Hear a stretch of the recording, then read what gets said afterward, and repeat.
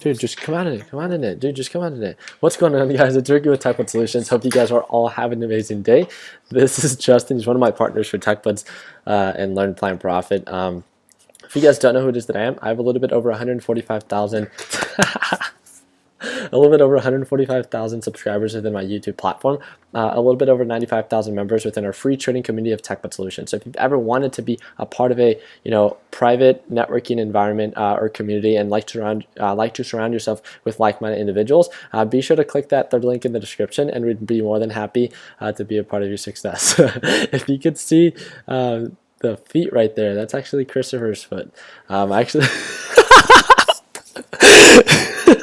I actually shouted him out. If you guys follow me on Instagram and stuff like that, I think my link is down below if you guys don't follow me on Instagram, but I actually shouted him out to congratulate him on one of his biggest months of making over $29,000 a month when it comes down to like his digital marketing agency and stuff like that. So what I'm going to talk about right now is the overall breakdown and pattern that I see with one of my top trades. I want to make sure that we start off by doing three things. So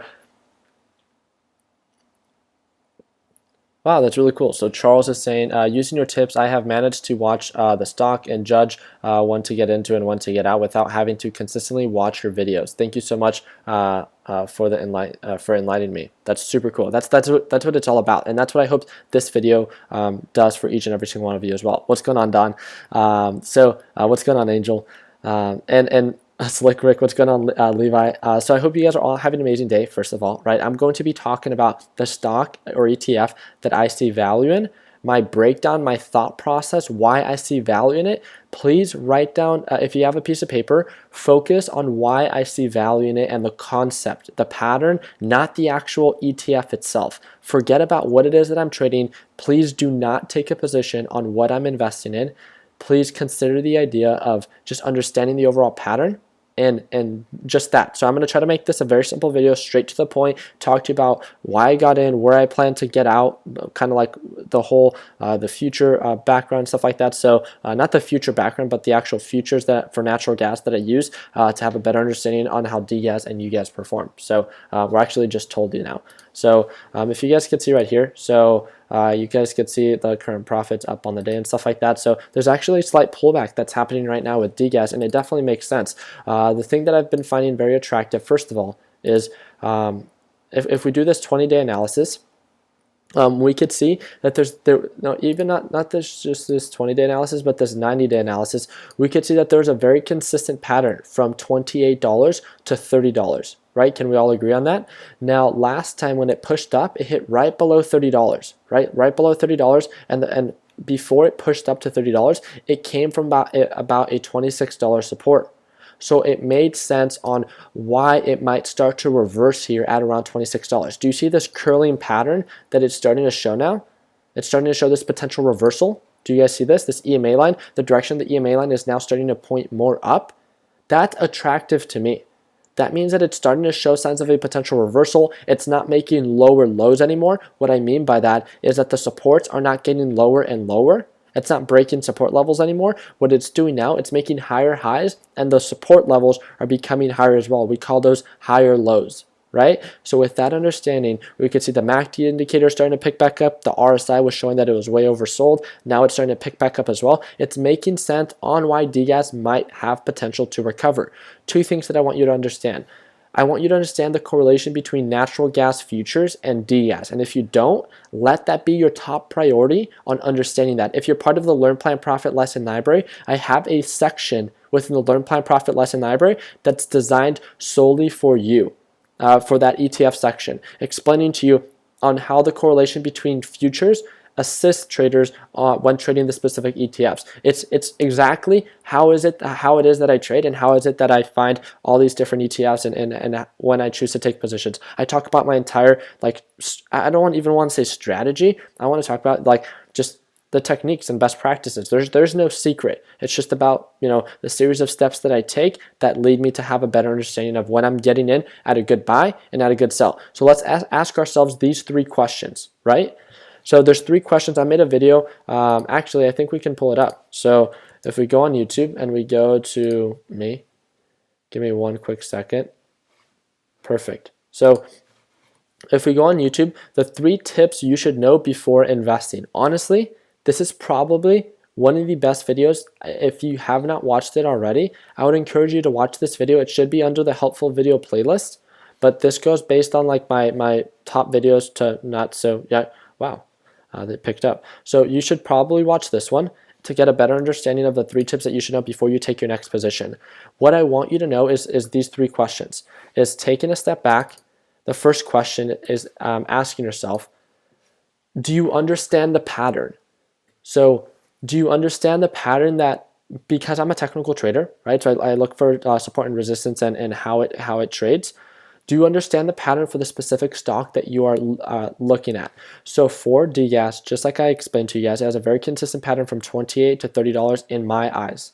Not encouraging you to trade. In my eyes, that's where I see value that's pretty consistent. Because of this consistency factor, I'm able to buy low, sell high because I understand that margin. I understand that pattern. Now it broke down to $26.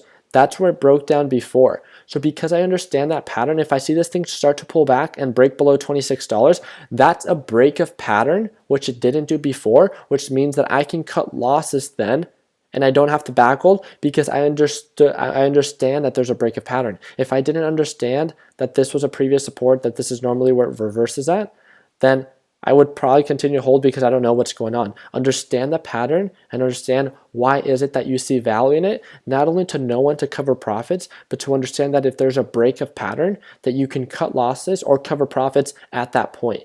Very simple concept. Let's see what we're up right now. 633.76. Okay. So another thing that I want you guys to ask yourself is like, do you understand the pattern, right? That's the first one. And is the margin of profit worth it, the opportunity cost? So understanding that, and this is where it comes down to like, my $3,000 trade, right? This is one trade that I plan on taking that I truly do believe can get me to $3,000.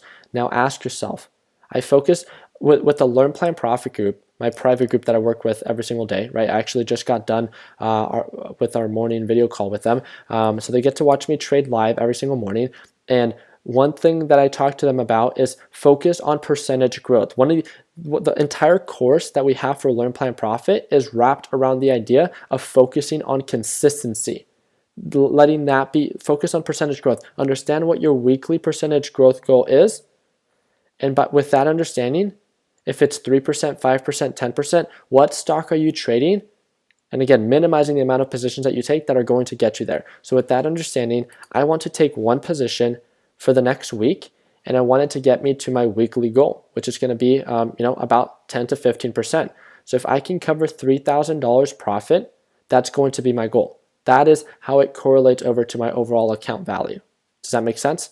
10% growth goal, 10% is my goal, and the $3,000 profit is what would correlate to that 10% growth. So now that we have that understanding, is this margin of profit worth it? And how do we know when it's going to start to actively trend up? So right now it's actively trending up. I have an active position on it, but in reality, I'm going to start taking my larger positions when it's right around $27. So when it breaks above that resistance to about $30. So then I have to ask myself, again, why did I first talk about $30? Why is $30 a relevant number? That's where previous resistance levels are at. So I know that that's going to be a good price to sell. So with that understanding from $27 to $30, does that accommodate my weekly percentage growth goal? Yes, in my opinion, it does. If you like 20%, then no. The answer would be no. That's why we're all wired differently. So make sure when you break down your stock that the margin of profit is worth it. Now, the last thing that I would like you guys to ask yourself is we talked about understanding the overall pattern. We talked about, is the margin of profit worth it? And now it comes down to making sure that, this comes down to more of like opportunity cost. So making sure that the time that we invest in holding this position and because of the potential for profit, so the risk/reward is worth it. So that has to do with opportunity cost. In my opinion, it does. I'm going to understand the pattern. I'll understand if there's a break of pattern, right? I understand that the margin of profit is worth it based on my opinion and what I expect out of this. Now the last thing is, how long do I want to hold this for this thing to cover the profit, for this thing to push up, and when am I going to feel comfortable covering profits? I also want to make sure that you guys understand that you see this descending SMA line. Last time it didn't really act as a resistance. I think that this time it's going to be a little bit more of a prominent resistance. So as it's pushing up and it's approaching $28, I'm going to be on high alert. And again, I'm explaining everything to you guys. I want to explain everything because I want to make sure that if, for whatever reason, for future trades that you guys end up taking, if you see a very similar pattern, that you guys understand that I do leverage different indicators and that I do take them into consideration before, deciding to hold my position and stuff like that. So with that understanding, right now, I do see this descending SMA line, right? And I want to make sure that as we're approaching $28, that I consider the idea that it might get rejected. So I might start covering maybe a part of my position. Very simple breakdown. If it continues to push up and does not get affected by that SMA line at all, then I know that it's not being influenced by that SMA line, and I would feel much more comfortable holding to the break of around $30, around $29, $30. Very simple, right? Also taking into consideration that you understand the correlation between natural gas, the natural gas futures, and the overall ETFs such as DGAZ. I've made numerous videos talking about it. I have a full-on section under the Learn, Plan, Profit lesson library, and very quickly I'm going to explain to you on why. So for this specific pattern for natural gas, when DGAZ goes up, natural gas pulls down. Or I guess it would be more of when natural gas pulls down, DGAZ goes up. And then when natural gas pushes up, DGAZ goes down. Do you see why I called out natural gas within the past 2 days as it was at around 2.78 to 2.80? Do you understand why it is that I saw value in there to be a potential reversal? All I look for are when prices are so overextended and they're approaching previous resistance levels on a consistent basis that I can make the assumption that, hey, this might be an area where it might begin to reverse, and if it does, the margin of profit would be worth it for me. And that's why I add these to my watch list. And that's what I want for each and every single one of you. I want you to become familiar with these different patterns, so when you can see that the series of futures, ETFs, or stocks show to be overextended or tend to be oversold, that you know how to take advantage of them. So that is exactly what I saw. I saw that /NG was showing signs of being a little bit on the overextended side. I saw this curling pattern that I talked about within the Learn, Plan, Profit group yesterday. I want to apologize for not uploading a video yesterday. It was one of my first couple of days not uploading a video the entire day. So I do want to apologize for that. I'll give you guys an update on what it was that we were working on. But overall, we could see a very strong descending pattern, right? Projected and holding below this EMA line. One thing that you guys might want to take into consideration is this support line that I drew, that it might have potential to bounce there, but not even just that. I think that it has a more prominent support right around where this SMA line might be. And this SMA line is correlated over to the pattern that we saw with DGAZ and that SMA line that it had at around, what's it called? The SMA line and that resistance that it had at around like $28. This would be like where this would catch as a support, right? So then that's when we can follow up with this one. I want to give a shout out to all those that were able to take a position on JDST. It had a really strong push all the way up to $51. And if you're part of the Learn, Plan, Profit group, I think we called it out pretty well on why JDST was a good sell at that price point. And the reason why is because of the overall, again, this is almost the opposite of /NG. This is /GC, and you could see that /GC has a very common support at 1320. Understanding that JDST is an inverse ETF of a gold bull ETF, it would make sense on why if /GC starts to recover at this price point, why JDST would start to pull back. Very easy, correlation to make. And that's why we were able to properly and effectively call out JDST to be a good sell at around $51 to $52, because we understood that the support here at 1320 for /GC was very prominent. And because of that, we made the assumption of, hey, this might be a good time to cover, and if it continues to descend, then we can reinvest into JDST. But if it begins to reverse, then we can consider the idea of following up with JNUG and seeing if that offers a margin of profit. Very simple breakdown. Again, very simple analysis, very simple correlations, but it's understanding how these pieces work together. I want to hear, I feel like this is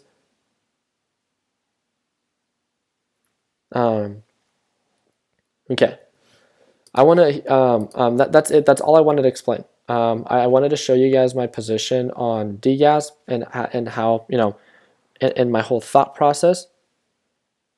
So am I sick? No, I'm not sick. I'm running on 2 hours of sleep. So actually, I wanted to hear, first of all, in the comment section, I want to ask for some feedback. What do you guys think about my breakdown right now, the in-depth breakdown?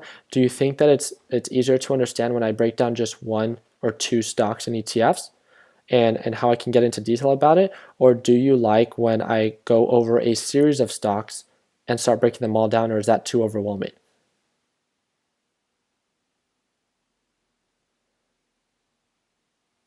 That's really cool. So Paco's saying, like, I know you don't trade options, but I'm looking into trading options on these inverse ETFs as well on a regular basis and purchases. That's great.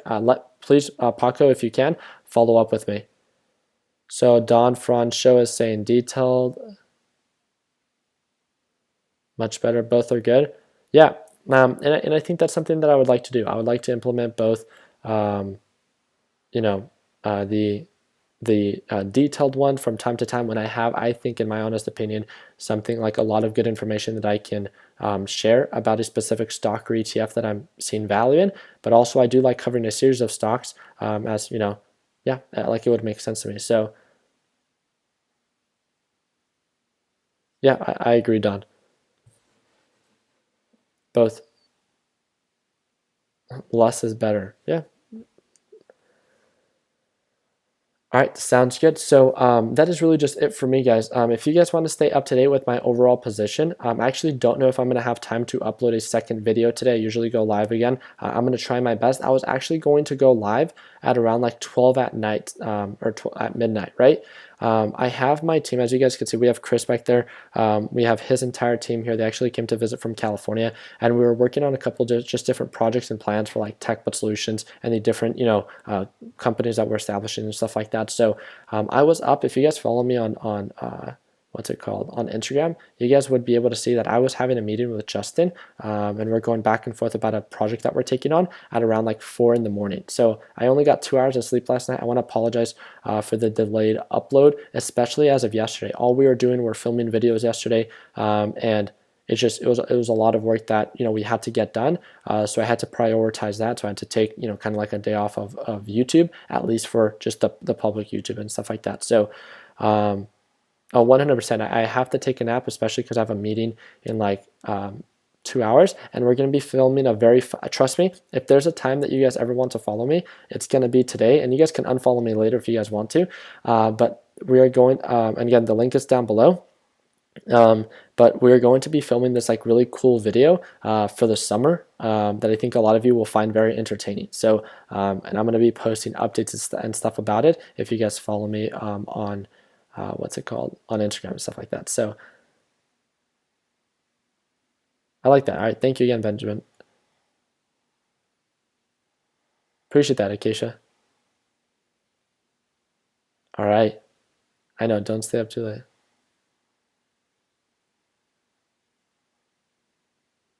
I like that, Brandon. Great idea. So we have Brandon from our LPP group. I saw the reverse and took a position like that. I like that. Purple Rose is saying the LPP is great. Make that money. I will unfollow you later, Angel. Thank you again for that. You cracked me up, man. But I like that. So no Adderall here. just passion, right? That's all we thrive on. So Sean Chandra saying pick me up at school from school. You're funny, man. All right, that is really just it. So thank you guys again so much for your time. I hope that you guys all have an amazing rest of your Wednesday. I want to encourage you guys, if you guys aren't part of our free trading group already of TechBot Solutions, the third link is going to be down in the description. Feel free to join. It's a free networking group of over 95,000 members.